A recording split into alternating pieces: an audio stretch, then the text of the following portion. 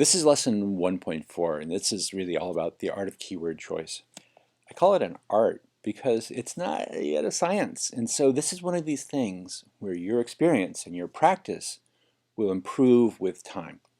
So we're going to talk about some of the details of the art in this lesson because we're really trying to teach you how to choose good keywords for your query. Here's the first thing I want you to know. Think about what it is you're trying to find. So what we're going to practice is the process of going from this vague abstraction, this kind of a general idea, distilling it down. So what is it you're really trying to find? Try to eliminate the peripheral, focus on the center. One way to do that is to choose words that you think will appear on the perfect page. So in essence, this is not about what you think about the problem, what you think about your query, but what someone else would be writing about that topic. So you want to boil that down, try to get to the essence of the idea. What you really want to do is put yourself in the mindset of the author of the perfect web page. So it's not about what you think, it's about what that person would write, because you're trying to match your query terms to the contents of the perfect web page. So here's an example. Someone comes to me and says, "Hi, I heard there was this old city in San Francisco Bay. People lived there and then they left. What was it called?" So one way to think about this art of keyword choice is to go from the general question, the idea of what you want to look for, and boil it down. That is, try to identify the key words. So one way you could do this is to write out the question the way you see it here. What was the old city in San Francisco Bay called?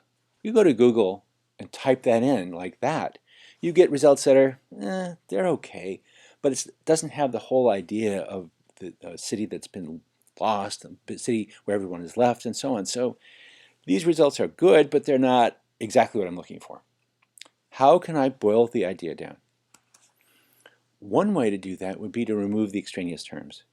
In essence, I'm trying to find the high value, most salient, really great words, the great key terms. So here, let's rewrite the query to be Old City San Francisco Bay and try that. This is an interesting idea with respect to the art of keyword choice. Sometimes you have to do it 2 or 3 times to rewrite the query to get one that actually works well. So let's try that. When you see the results now, we've got something else. It's slightly different. It's a list of cities around San Francisco Bay. And that's fine, but again, it's not what I'm looking for. How can we change it yet again? Here's what I did this time. I was thinking, what would it be a city called if everybody left? That sounds like a ghost town, or maybe abandoned town or something. You want to capture that idea in your keywords. So here I wrote ghost town, San Francisco Bay. And once you do that, once you add ghost town, all of a sudden, now I get exactly what I was looking for. This city, Drawbridge, formerly Saline City, is a ghost town with an abandoned railroad station, so on and so on. This is the perfect result. So what I had to do was start with a vague general description of what it is I was looking for, boil it down to the key terms, and when those weren't working, I had to add a term that was very specific to exactly the question I was trying to resolve.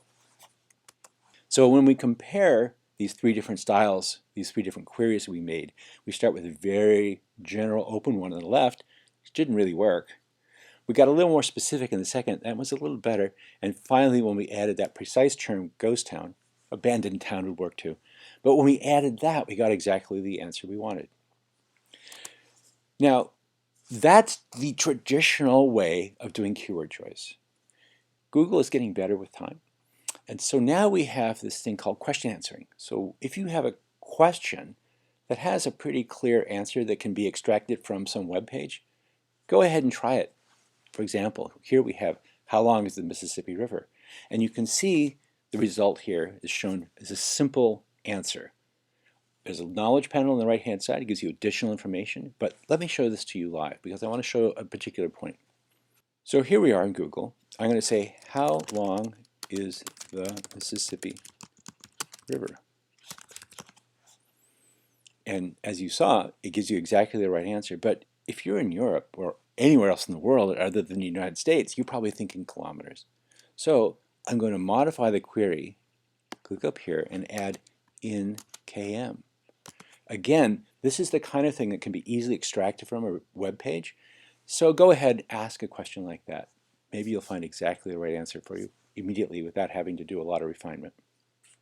So now what I'd like you to do, now that you know the art of keyword choice and question asking, what I'd like you to do is go ahead, click on the arrow below, and see if you can't practice your art of keyword choice.